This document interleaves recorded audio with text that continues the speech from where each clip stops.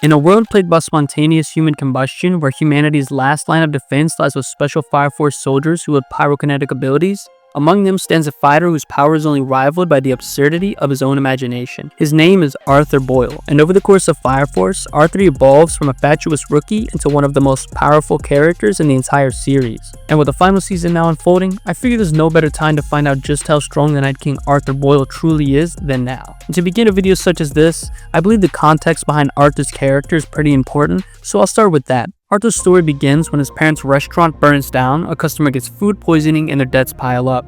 To escape this unfavorable reality, Arthur's parents created delusions of grandeur filled with kings, queens, and knights in order to struggle through the poverty. But unable to take the pressure of their debts, one day they left, naming Arthur the king and lending him the castle. And from that moment on, Arthur believed it was his royal duty to protect the realm. Now with that short background out of the way, we'll move on to his stats and abilities. To begin with his physical strength, even without his full delusional capabilities unlocked, Arthur's shown to be pretty strong. He's one-shot an enhanced sentient infernal and has been shown to match Shinra in strength and even overpower him at times. He's easily overwhelmed Primal Shinra, who was just possessed by the first pillar and at this point was fast enough to blitz Squad 4 and Ogun while using his rapid. The same technique used to break through Burn's Stage 2 barrier. The same Stage 2 form that scales higher than the level of a Demon Infernal. Arthur's also managed to cut down multiple Infernals at once and slice Dr. Giovanni in half, someone who was seemingly no-selling all of Shinra's attacks just moments before. Keep in mind, these are all feats I'm mentioning before Vulcan would forge Arthur's new Excalibur after Dragon had destroyed his last. After Arthur's unquantifiable delusion boost, you can see that the two were evenly matched. During their final showdown, we see that Arthur is more than capable of hurting Dragon and even forces him to block for the first time in his life. Keep in mind, Dragons lived for over 200 years, survived the first cataclysm as a child, and pretty much no-selled every single attack he's ever been hit with all his life. Dragon is so durable that even after Hinawa redirects Charon's colossal suicide blast and launches him into space, he just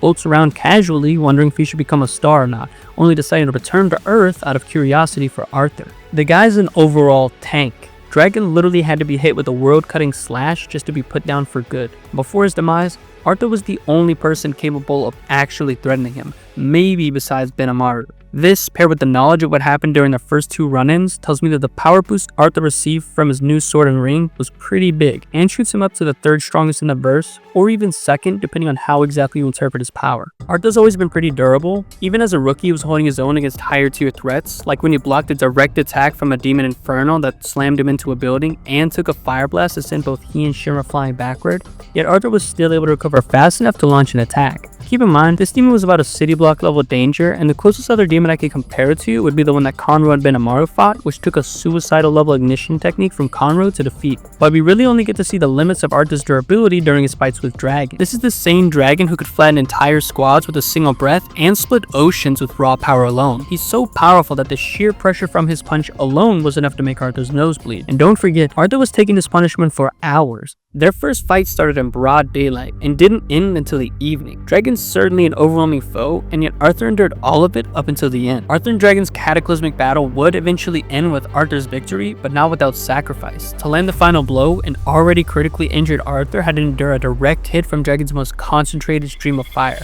The same attack that when fired considerably weaker, flattened Company 8 and completely overwhelmed Maki, one of the strongest second-gen pyrokinetics in the series. For instance, Maki was able to block a suicidal level energy blast from Charon after reaching his absolute limit, and the only other time Charon reached his limit was when it reflected the nuclear blast from Natuku, which left a crater in the moon. And yet, even after Arthur's entire lower body was incinerated, he was still capable of unleashing an attack that was strong enough to bisect both Dragon and the entire Earth. So I'd say that this is probably one of the best durability feats in the series. Moving on to his speed, Arthur's shown on several occasions that he can keep up with and sometimes even outpace some of the fastest characters in the series. Coming back to the previously mentioned confrontation between Arthur, Shinra, and the Demon Infernal, we see that the demon launches a fireball that blows both Shinra and Arthur backward, then immediately closes the roughly 80-foot gap to catch Shinra while still falling. Then, as Arthur re-engages, he would find its skin too hard to pierce and just narrowly avoids a swift counter-attack.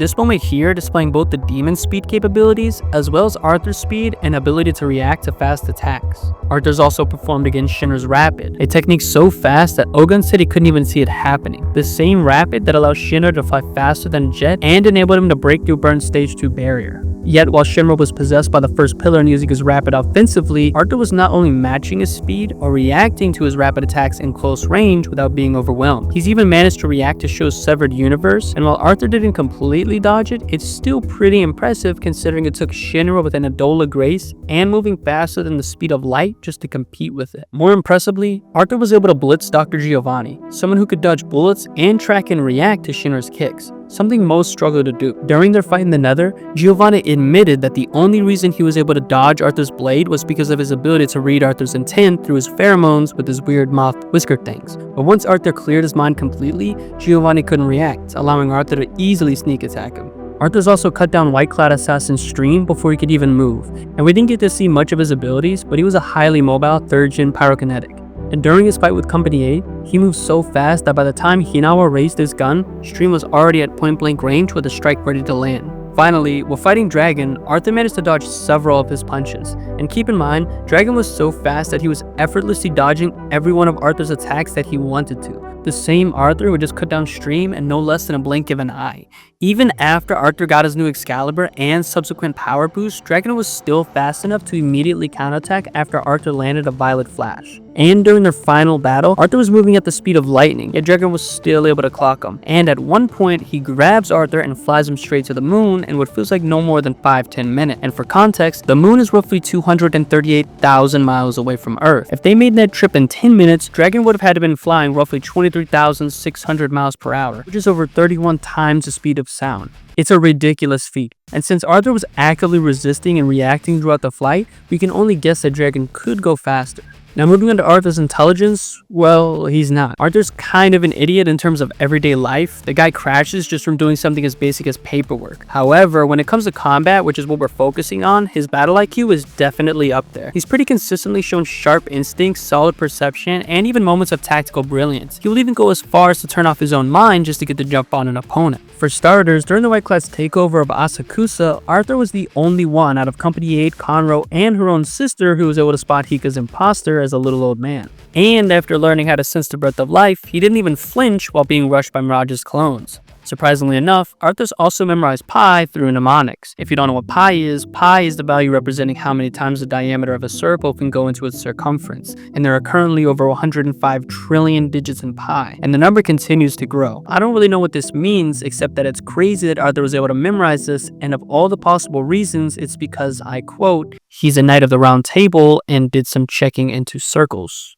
Now to quickly cover other abilities, as we know, the deeper his delusion, the stronger he gets. One of the best examples of this would be Arthur's first fight with Dragon. As Dragon embraced his role as an actual dragon, Arthur would double, triple, even quadruple down on his own identity as a dragon-slaying knight, and even manifested a cape made of plasma, which he calls the Plasmantle. Arthur also has extraordinary willpower, as he just doesn't give up, and pretty much every fight he fights on and on until he's no longer able to stand. During his first clash with Dragon, he fought for hours despite clearly being outmatched. Even after defending Vulcan's workshop, after his delusional self-image was shattered, he still made an effort to fend off the White Cloud. Lastly, during his final battle with Dragon, even after losing his ability to breathe, body parts, and copious amounts of blood, Arthur still managed to use Steeled for Death and finally put an end to the Dragon. Arthur does have a few weaknesses that don't get in the way too much, such as his inability to create a lethal amount of plasma if the object he channels it through isn't sorely enough. But since he's almost always with his Excalibur, it's not really a problem. And of course, this leads us to Arthur's other weakness, which he's only as strong as his nightly delusions. While defending Vulcan's workshop, Arthur was faced with his own ridiculous self-image, causing his firepower to drop considerably. He went from contending with Flail and Mirage and holding them back to getting booted around pretty easily.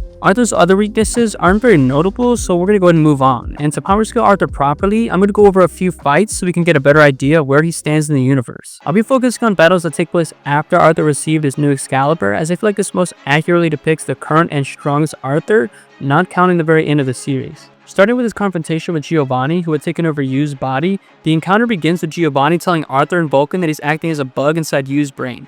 But in a matter of split seconds, Arthur drives his blade into Yu's head with such control, he manages to burn out the parasite without hurting Yu. Very soon after this, Arthur and Dragon's final battle commences, but before that, I'd like to quickly go over their first brief rematch. Nothing too notable happens during their fight. I just thought it was worth mentioning that Arthur, despite still being severely undermatched and unable to injure Dragon, was holding his ground for the most part and came out with far fewer injuries than last time. Arthur and Dragon's climactic battle starts with Arthur interrupting Dragon's move with an attack that was seemingly faster than he was expecting, and then following it up with a slash down the middle. This slides Dragon back a few feet, where he then rubs his face before saying, "So this is what pain feels like."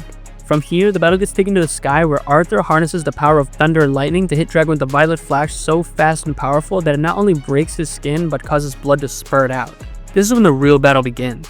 The two continue to go blow for blow with many attacks capable of destroying city blocks, splitting oceans, and completely clearing sections of the sky. Dragon's suitor infernalizes, grabs Arthur, and flies both of them to space. The two eventually crash into the moon, where they continue their fight until the lack of oxygen drops Arthur. But after equipping the Star Ring, he not only gains the power to breathe in space, but he finally grasps a Dola, allowing him to create an even more powerful version of the Plasmantle to match Dragon's ultimate form. The two continue trading blows and crashing into stars until they eventually both land mortal wounds. And now acknowledging the press of death, Arthur mentally prepares himself for death in one final attack and uses Steeled for death. And as Arthur leaps toward him, Dragon blasts his most concentrated stream of fire that completely incinerates Arthur's entire lower body. Arthur grins before unleashing a violet flash Earth Divider, which splits both Dragon and the entire Earth in half. This is where Arthur's main story ends, and we do see him one more time at the very end of his series alongside Excalibur from Soul Eater, which would make Arthur the first Weapon Meister and still probably pretty powerful considering it's Excalibur. Now, like I said before, Night King Arthur Boyle is third or maybe even second strongest in that verse depending on how exactly you interpret his power,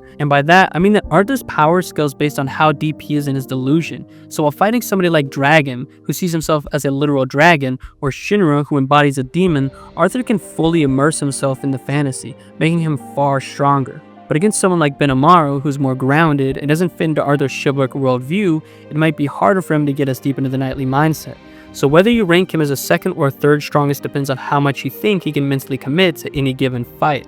And with that said, thank you for watching, and if you enjoyed this video, let me know who or what you'd like to see next.